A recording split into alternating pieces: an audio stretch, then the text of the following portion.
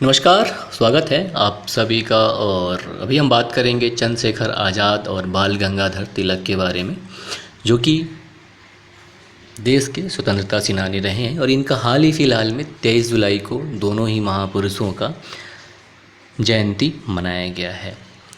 अब हम बात करें अगर चंद्रशेखर आज़ाद की, तो इनका जन्म 23 जुलाई 1906 को हुआ था और इनका जो देहावसान वो हुआ था 27 फरवरी 1931 को। तो चंद्रशेखर आज़ाद का जन्म की अगर हम बात करें तो ये मध्य प्रदेश के वर्तमान अलीराजपुर ज़िले में हुआ था। और अलीराजपुर ज़िले के एक गांव का नाम भाबरा है, जिसे वर्तमान में चंद्रशेखर आज़ाद गांव के नाम से जाना जाता है, वहाँ हुआ था। और 27 फरवरी 1931 को इनका शहादत या शहीद हुए थे आज़ाद पार्क इलाहाबाद में। अंग्रेज अफसरों से मुठभेड़ हुआ था, उसमें अंतिम गोली इन्होंने अपने आप को मार लिया था, तो जिससे इनका शहादत हुआ था। अब अगर हम चंद्रशेखर आज़ाद के बारे में बात करें तो जब इन्होंने असहयोग आंदोलन में भाग लिया था तो उस समय इनका उम्र मात्र 15 साल था। और ये गरम यानी कि आतंकवादी उस समय नहीं कहा जाता था, बल्कि अभी जो वर्तमान इतिहास के हिसाब से जो इनकी गतिविधियां थी वो आतंक वाली गतिविधियां मानी जाती थी। और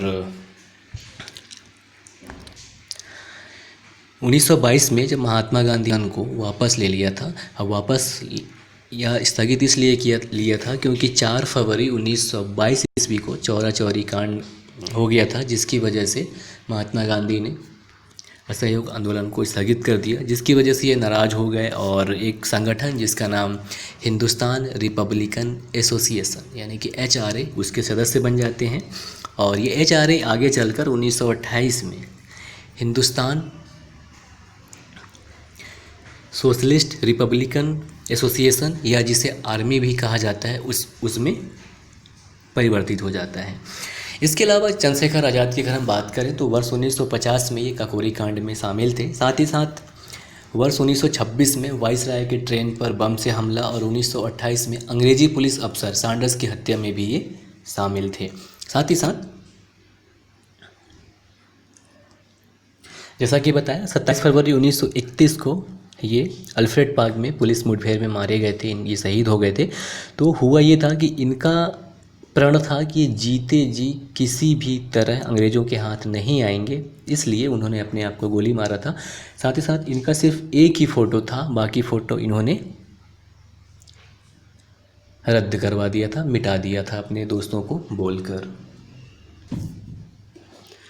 अब जैसा कि चंद्रशेखर आज़ाद जो कि हिंदुस्तान रिपब्लिकन एसोसिएशन के सदस्य थे, तो अगर इसके बारे में हम बात करें तो इसकी स्थापना 1924 में की गई थी। 2-3 जगह इसे 1923 में बताया गया है, लेकिन ऑफिशियल बुक में देखने पर 1924 बता रहा है। तो इसकी स्थापना पूर्वी बंगाल के एक गांव जिसका नाम भोला चांग होता है, वहाँ के सचिंद्र नाथ सान्याल, नरेंद्र मोहन सेन और प्रतुल गांगुली के द्वारा किया जाता है। और हिंदुस्तान रिपब्लिकन एसोसिएशन ये समाजवादी धारा से प्रभावित था। साथ ही साथ जो ये नाम दिया गया था हिंदुस्तान रिपब्लिकन एसोसिएशन, ये नाम आयरिश रिपब्लिकन आर्मी के तर्ज पर चुना गया था। और अगर हम HRA यानी कि हिंदुस्तान रिपब्लिकन एसोसिएशन के कार्यों की बात करें तो इसका कार्य मेनली ये था कि बड़े बड़े अधिकारियों की हत्या करना, साथ ही साथ धन इकट्ठा करने के लिए डकैतियाँ करना। लेकिन शुरुआत में इनका जो डकैती था वो आम लोगों, जो अमीर लोग हुआ करते थे, उनके ऊपर डाका डालते थे। लेकिन जब इनको लगा कि अपने हम गलत कर रहे हैं ये, क्योंकि हम अपने देश वालों को ही लूट रहे हैं, तो फिर ये बाद में राजनैतिक डकैतियाँ करना इसके तहत चालू हो गया। इसके अलावा HRA ने ब्रिटिश और ब्रिटिशों के प्रति ईमानदारी रखने वालों को आतंकित किया। साथ ही साथ ब्रिटिश राज के खिलाफ हड़ताल आदि भी इनका प्रमुख कार्य था। अब हम बात करते हैं HSRA की, यानी कि हिंदुस्तान सोशलिस्ट रिपब्लिकन एसोसिएशन। तो 1928 में इसकी स्थापना फिरोज शाह कोटला यानी दिल्ली में चंद्रशेखर आज़ाद, भगत सिंह, सचिंद्र नाथ सान्याल और सुखदेव थापर के द्वारा की गई थी।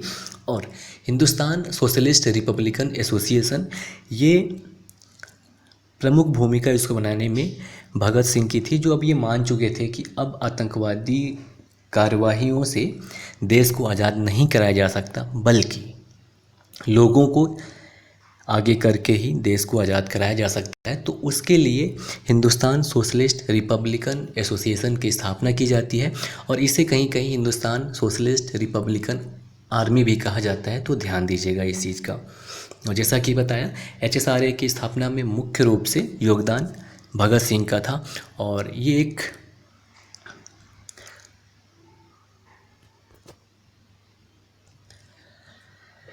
बेहतरीन संस्था थी जिसने शुरू में कुछ अच्छे काम किए, अच्छे यानी कि, और बहरहाल इसके बाद हम थोड़ी सी काकोरी कांड की बात कर लें, जो कि 9 अगस्त 1925 को ये घटना घटा था। इस घटने में हुआ ये था कि इसमें लगभग 10 लोग शामिल थे, ज़्यादा लोग शामिल थे, लेकिन 46 लोगों को इसमें नामजद किया गया था, जिनके ऊपर रिपोर्ट दर्ज वगैरह हुआ था। तो इस कांड में ये हुआ था कि ट्रेन को लूटा गया था और कुछ पैसा, ताकि धन की व्यवस्था की जाए।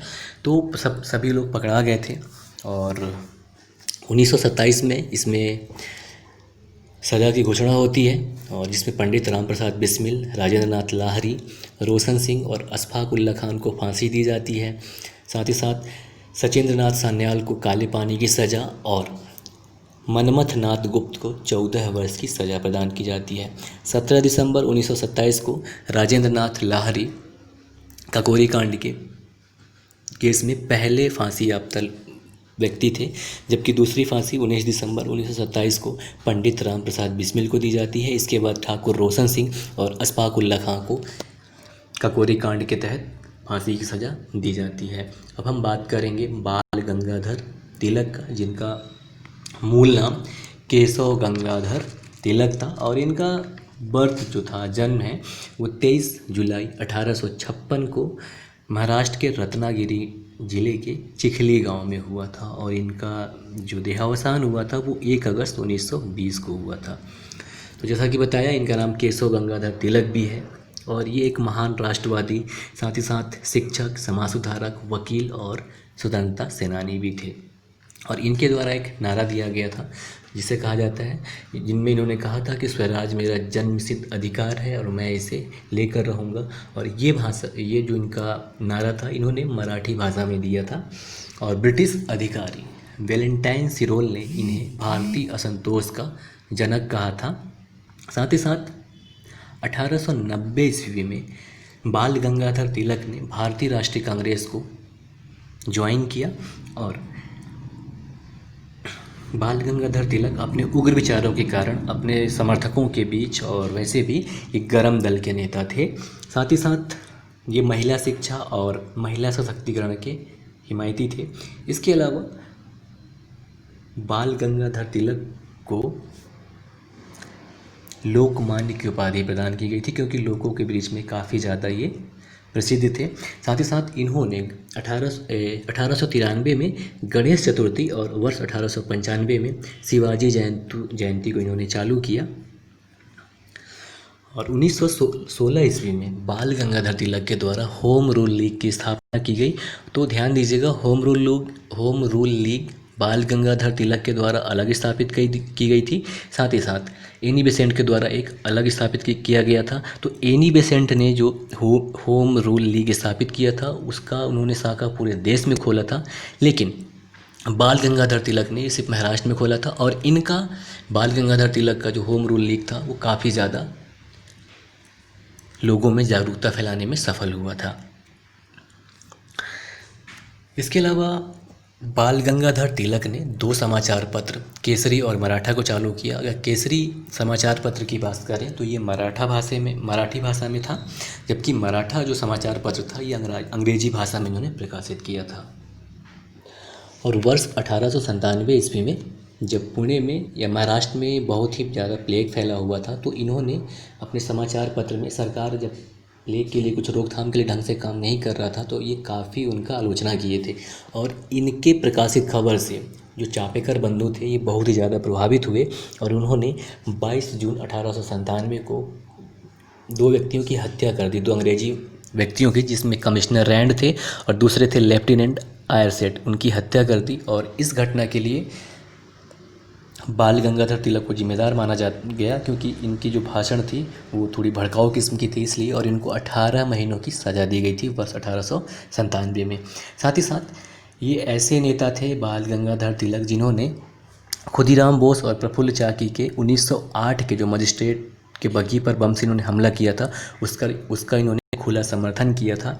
और 1884 ईस्वी में दक्कन शिक्षा सोसाइटी की स्थापना बाल गंगाधर तिलक के द्वारा की जाती है। साथ ही साथ यही सोसाइटी आगे चलकर दक्कन शिक्षा सोसाइटी 1885 ईस्वी में फर्ग्यूसन कॉलेज की स्थापना करती है, जो आज एक बहुत ही बेहतरीन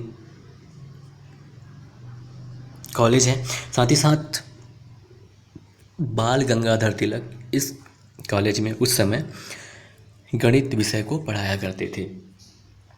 और अब अगर हम बाल गंगाधर तिलक की प्रमुख रचना की बात करें तो गीता रहस्य इनकी एक प्रमुख रचना है, जो कि इन्होंने मांडले जेल में रहकर रचना की थी, और ये श्रीमद् भागवत गीता की व्याख्या है। इसके अलावा द ओरियन और the article home in the Vedas 1903 में लिखा इन्होंने। साथ ही साथ the Hindu philosophy of life, ethics and religion भी इन्होंने लिखा। तो दोस्तों ये था